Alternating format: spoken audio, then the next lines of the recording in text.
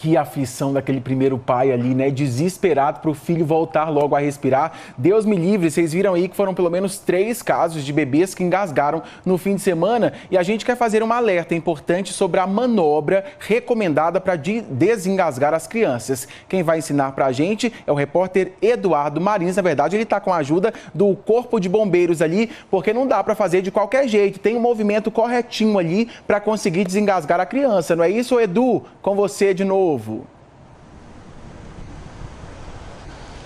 Exatamente, Tiago. Boa tarde para você, para todo mundo. Tem toda uma técnica, por isso que a gente veio até a sede do Corpo de Bombeiros aqui de Rio Verde para orientar os pais que estão nos assistindo, porque esses casos nunca tem hora ou data para acontecer, né? Ao vivo aqui com a gente está o Tenente Vitor Rocha, que vai dar essas instruções, também o Sargento Neto, que vai demonstrar na prática. Tenente, boa tarde para o senhor, obrigado pela entrevista. Primeira coisa a se fazer quando tem esse caso, né, de uma criança, um bebê engasgado, seja com líquido, comida ou objeto, o que se faz nessa situação?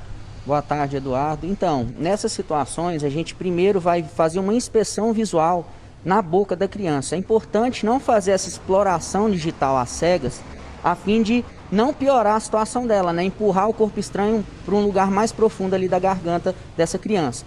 Fez essa inspeção visual, não visualizei nenhum corpo estranho, eu vou fazer o giro dessa criança, colocando sempre a cabeça dela no nível abaixo do tronco e vou realizar de 4 a 5 tapotagens entre as escápulas da criança. Feito isso, eu vou retornar ela para a posição inicial, fazer uma nova inspeção visual, verificar. Se eu verificar que esse corpo estranho está à mostra, eu vou pinçar ele, retirar e aí eu resolvo a situação. Importante dizer, Eduardo, que mesmo com a realização desses primeiros socorros, é muito importante o acionamento via 193, a fim de que o socorro ele saia juntamente com esses primeiros socorros, a fim de dar essa sobrevida para a criança. Eu vou pedir novamente para o sargento demonstrar para a gente, porque a prática acho que é o que vale mais, além, lógico, das orientações técnicas do senhor, né? Então é virar a criança, geralmente são crianças pequenas, né, bebês. Qual que é a demonstração? Primeiro eu faço a inspeção visual, visualizei, não consegui achar o objeto, vou fazer o giro dela com a cabeça abaixo do tronco, realizo de 4 a 5 tapotagens. Feito isso, eu retorno ela para a posição inicial, verifico se eu acho ou não. Se eu acho, retiro o objeto e dou essa sobrevida para a criança. O Tiago, nosso apresentador, tem uma pergunta, né, Tiago? Pode fazer, por gentileza. A gente está falando com os bombeiros que são profissionais ali, estudam para isso, mas eu imagino que na hora os pais ficam bastante nervosos, né? Imagina, você vê o filho ali engasgado, ele já aciona logo os bombeiros, ele tenta fazer essas manobras aí que os bombeiros estão passando para a gente. Qual que é o procedimento? Percebeu que a criança está engasgada, ela tenta a manobra ou já aciona o corpo de bombeiros? Realmente, o Tiago perguntou o seguinte, Tenente, na correria os pais, lógico, ficam desesperados. Qual que é a primeira atitude a se fazer? Já ligar para o 93 ou já de imediato fazer essa manobra? Muito importante, viu, Tiago? É manter a calma, primeiro de tudo é manter a calma. Um dos pais fazer esse acionamento via 93, porque é lá que o videofonista vai colher todas as informações, se essa criança ela está consciente, se ela está inconsciente, que tem um outro procedimento. E enquanto isso, o pai, o outro pai ou o responsável vai fazer vai realizar esses primeiros socorros a fim de dar essa sobrevida para essa vítima. Então a calma e o acionamento via 193, eles são fundamentais nesse tipo de ocorrência. Crianças um pouco menores, que a gente está dando exemplo de bebês de até 1 ano, 1 ano e meio. Se for um pouquinho maior, né, a criança já fica em pé, já caminha. O que se faz? É praticamente o mesmo ou muda um pouco? Certo, são os mesmos procedimentos, né? A diferença é que será a força com que a gente vai aplicar essas tapotagens para que esse corpo estranho saia. Uma observação importante, Eduardo, é quando a gente tem uma criança menor de 1 ano de idade, caso ela esteja inconsciente, não fiz toda essa manobra, não consegui desengasgá-la, é colocar ela numa superfície rígida e pressionar o externo dela, a fim de que ela realize... O externo seria essa região próxima do peito. Essa região intermamilar, né, esse ossinho ali que dá no início das costelas. E não com muita força, né? Se for criança pequena, com apenas dois dedos, pressionando a fim de que ela expulse esse corpo estranho. Nos casos de crianças maiores de 1 ano, seria uma operação semelhante a uma reanimação cardiopulmonar, com a mão e a força dos braços. O Tiago tem mais uma pergunta, né, Tiago? Exato. Ô Edu, mesmo depois dessas manobras ali, a criança foi salva, é importante acionar os bombeiros, levar para um atendimento médico ou não? Depois dessa manobra, felizmente, os pais conseguiram, né, voltar à respiração, a criança está aparentemente tudo ok. Mesmo assim, mantém o contato com os bombeiros, se espera eles chegarem ali. O que faz, tenente? Bom, essa questão do engasgamento, ela é resolvida após a recuperação da respiração normal da criança.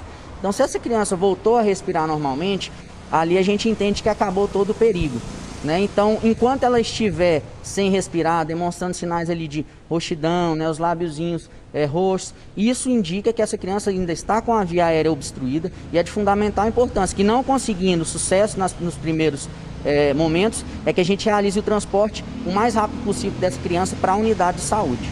Antes da gente encerrar, tenente, vou pedir para o sargento mais uma vez fazer essa manobra e vou emendar uma última pergunta para o senhor, né? O senhor estava falando antes da gente entrar ao vivo que essas técnicas fazem muita diferença no momento de uma ocorrência. Os pais terem noção de como proceder nessa urgência, né, faz toda a diferença, né? Com certeza, viu, Eduardo? No caso aí que nós tivemos em Morrinhos, né, esse acionamento, essa calma dos pais foi de fundamental importância e, lógico, concomitantemente, no contato com o nosso videofonista e a realização das manobras, isso possibilitou que, ao chegar no local, a guarnição já encontrasse a criança sem nenhum sinal, né, de falta de ar ou falta de respiração normal. Então, isso daí a gente vê o quão importante é esse acionamento e essa orientação nos primeiros momentos do socorro. Tá certo. Obrigado pela entrevista, pelas orientações. Obrigado também, Sargento Neto. Orientações importantíssimas, né, Tiago? A gente nunca sabe, para quem tem criança, bebê em casa, quando de fato uma urgência dessa vai acontecer, mas essas orientações acho que dá para ajudar um pouquinho o pessoal de casa. E na dúvida, pessoal, sempre entrar em contato aí com o pessoal dos bombeiros pelo 193 ou até mesmo pelo SAMU aí da sua cidade no 192. A gente fica por aqui, Tiago. Ô, Edu, rapidinho aqui, chegou uma participação importante.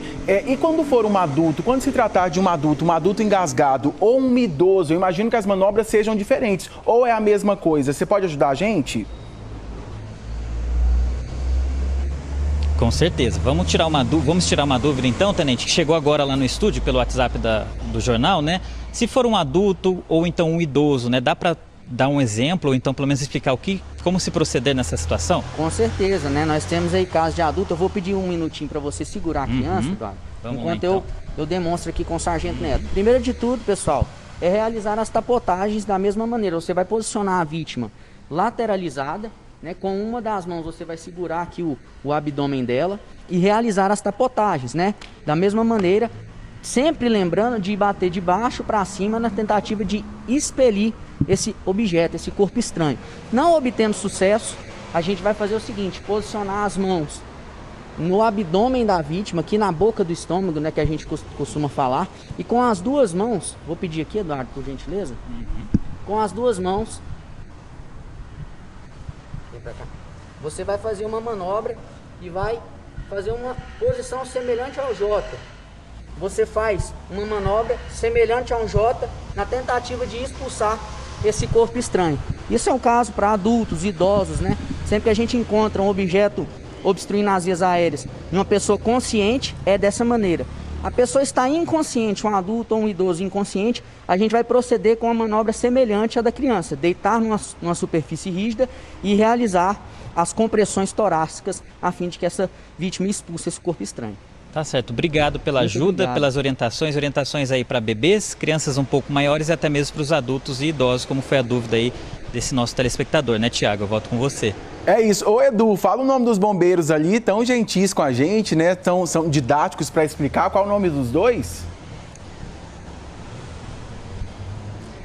Esse é o Tenente Vitor Rocha, que sempre ajuda a imprensa, né, na comunicação e nas solicitações de entrevista e também durante as entrevistas, né? E o Sargento Neto também, que fez toda a demonstração. Dois profissionais que ajudam muito a imprensa aqui de Rio Verde. E nessa entrada nossa ao vivo aqui, o pessoal deu um show dando esse exemplo, né, Tiago? Que faz toda a diferença nessas urgências, com certeza. É isso, você disse tudo, deu um show. Obrigado, valeu, Edu, agradeço aos nossos entrevistados. Até mais.